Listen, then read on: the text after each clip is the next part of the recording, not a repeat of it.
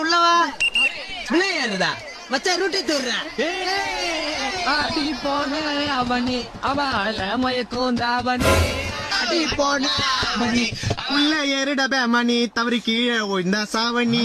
உள்ள ஏறிட பேமணி தவறி கீழே ஓய்ந்தா சாவணி. அம்மா அப்பாண்ட டாட்டாவை காட்டி ஃபுட்பால் அடிக்கிறேன். நீ எத்தனை வாட்டி தவறி விழுந்தனா இருக்காது போட்டி சொல்றத கேளுடா.